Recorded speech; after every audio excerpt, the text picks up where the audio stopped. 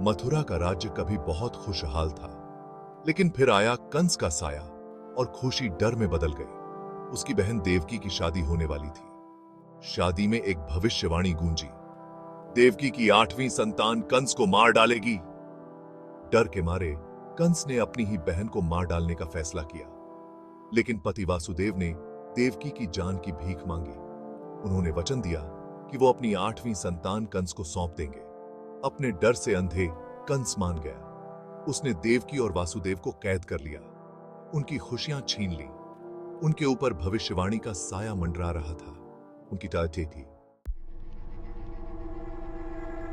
साल बीतते गए और मथुरा कंस के अत्याचार से कांप उठा। उसने क्रूरता से राज किया। उसका दिल पत्थर का हो गया था। उसने अपने ही पिता धर्मी राजा उग्रसेन को कैद कर लिया। टैक्स बहुत ज्यादा थे, लोग डर में जी रहे थे। भविष्यवाणी से डरा हुआ कंस हर जगह दुश्मन देखता था। मथुरा के कालकोठरी मासूमों की चीखों से गूंजते थे। कंस के गुप्तचर हर जगह थे, बगावत की थोड़ी सी भी आहट की खबर देते थे। वो हमेशा डर में जीता था। भविष्यवाणी का डर उसे अंदर ही अंदर खाए जा रहा था। मथुरा, जो कभी उम्मीद की किरण था, अब अत्याचार का प्रतीक बन गया था। देवकी ने 7 बच्चों को जन्म दिया। हर बार उसकी गोद में एक नन्हा जीवन आता, लेकिन उसकी खुशी क्षणिक होती। एक एक करके कंस ने डर के मारे उन सभी को मार डाला। उसकी क्रूरता और भय ने उसे निर्दयी बना दिया था। देवकी और वासुदेव का रोना काल कोठरी में गूंजता था, जो कंस की क्रूरता की कहानी कह रहा था। उनकी आंखों में आंसू और दिल में दर्द था, पर उनका विश्वास अटूट था। वे जानते थे कि एक दिन न्याय होगा और उनकी पीड़ा का अंत होगा। अंधेरे में उन्होंने एक रक्षक के लिए, एक उम्मीद की किरण के लिए प्रार्थना की। उनकी प्रार्थना सुनी गई। उनकी प्रार्थनाओं में एक अदृश्य शक्ति थी, जो हर बाधा को पार कर सकती थी। विष्णु, पालनहार। उनकी पुकार सुनी। देवताओं ने उनकी पीड़ा को देखा और उनकी मदद के लिए आगे आए। वो उनके 8वें बच्चे कृष्ण के रूप में जन्म लेंगे, मथुरा को आजाद कराने और बुराई को खत्म करने के लिए। कृष्ण का जन्म एक दिव्य चमत्कार था, जो अंधकार में प्रकाश की किरण बनकर आया। उम्मीद की एक लहर फैल गई, अदृश्य पर महसूस की जा सकती है। हवा में एक वादा गूंज रहा था, कंस का आतंक जल्द ही खत्म होगा। लोगों के दिलों में एक नई आशा जाग उठी थी, जो उन्हें एक बेहतर भविष्य की ओर ले जा रही थी। एक बेहतर भविष्य थी। एक तूफानी रात को कृष्ण का जन्म हुआ। कालकोठरी दिव्य रोशनी से भर गई। वासुदेव दिव्य मार्गदर्शन से जानते थे कि उन्हें क्या करना है। वो कृष्ण को लेकर यमुना नदी पार कर गए। नदी का पानी उनके लिए रास्ता बना रहा था। वो गोकुल पहुंचे, जो ग्वालों का गांव था, और नंद और यशोदा को ढूंढा, जिनकी अभी अभी एक बच्ची हुई थी। उन्होंने अपने बेटे को उनकी बेटी से बदल दिया और भारी मन से कालकोठरी वापस आ गए। कृष्ण रक्षक सुरक्षित थे, गोकुल के शांत वातावरण में पलने के लिए, अनजान उस भविष्यवाणी से जो उनकी नियति लिख रही थी। कंस को जब देवकी के 8वें बच्चे के जन्म का पता चला, वो तूफान की तरह कालकोठरी में घुस आया। उसकी आंखों में गुस्से की आग जल रही थी और उसके कदमों की आवाज से कालकोठरी की दीवारें भी कांप उठी। उसने बच्ची को मारने के लिए उठा लिया। उसकी मंशा साफ थी, वो किसी भी कीमत पर इस नवजात को खत्म करना चाहता था। लेकिन बच्ची उसके हाथ से फिसल गई और देवी दुर्गा में बदल गई। यह दृश्य इतना अद्भुत था कि कंस की आंखें फटी की फटी रह गई। उन्होंने घोषणा की कि उनका दुश्मन पैदा हो चुका है और उसे खत्म करने के लिए तैयार है। कंस डर गया। देवी दुर्गा की भविष्यवाणी ने उसके दिल में खौफ भर दिया। उसके सबसे बड़े डर सच हो रहे थे।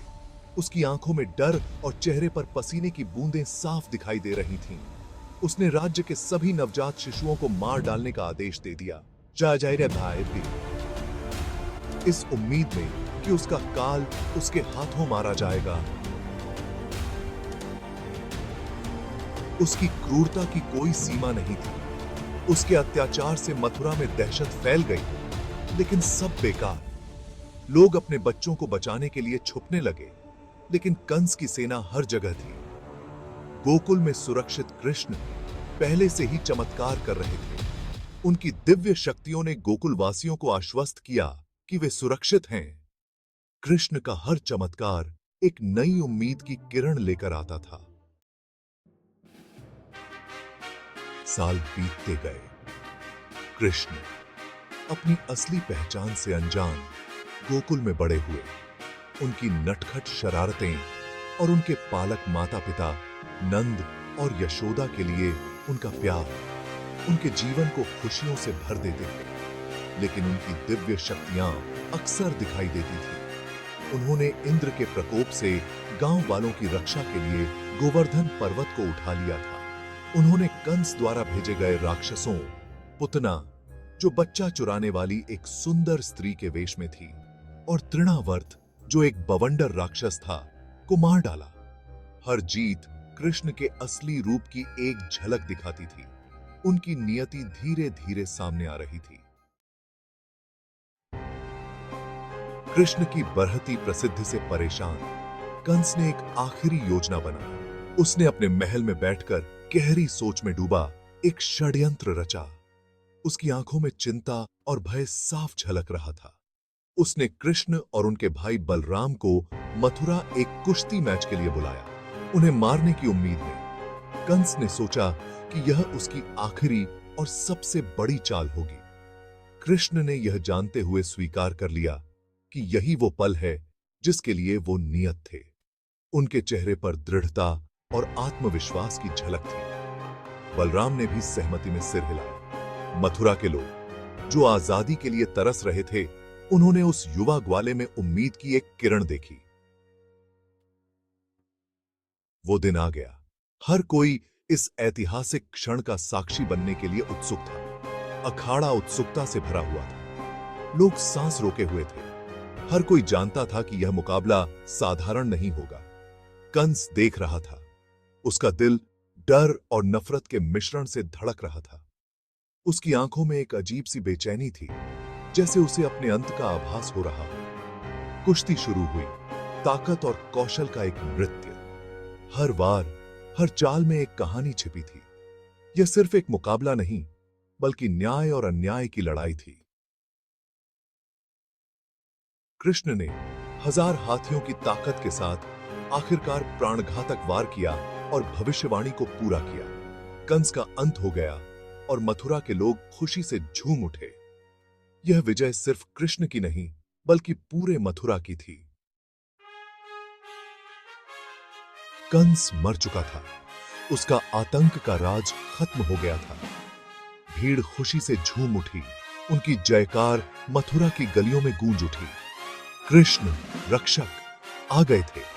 उन्होंने अपने माता पिता देवकी और वासुदेव को जेल से रिहा कर दिया। उनकी सालों की तकलीफें आखिरकार खत्म हो गईं। उग्रसेन, असली राजा, को दोबारा सिंहासन पर बिठाया गया।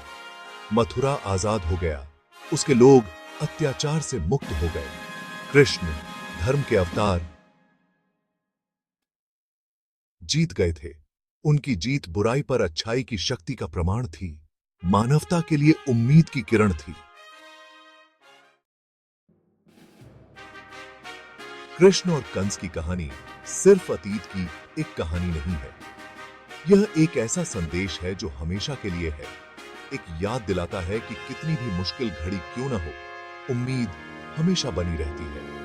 कंस हमारे भीतर की बुराई का प्रतीक है। लालच, ईर्ष्या और सत्ता का लालच। कृष्ण, दिव्य ग्वाला, हम सभी के भीतर मौजूद अच्छाई की क्षमता का प्रतीक है। उनकी जीत हमें सिखाती है कि बुराई कितनी भी शक्तिशाली क्यों न लगे, वह हमेशा अच्छाई से हारेगी। भागवत पुराण कृष्ण और कंस की कहानी के माध्यम से हमें विश्वास, साहस और करुणा के महत्व की याद दिलाता है। यह हमें अपने भीतर और अपने आसपास की दुनिया में मौजूद कंसों का सामना करने के लिए प्रेरित करता है। यह हमें सिखाता है कि विपत्ति का सामना करते हुए भी हमें कभी उम्मीद नहीं छोड़नी चाहिए, क्योंकि कृष्ण का संदेश शाश्वत है, धर्म की हमेशा जीत होगी। और यह एक ऐसा संदेश है जो आज भी प्रासंगिक है, जो हमें विश्वास की शक्ति और मानव आत्मा की अटूट शक्ति की याद दिलाता है।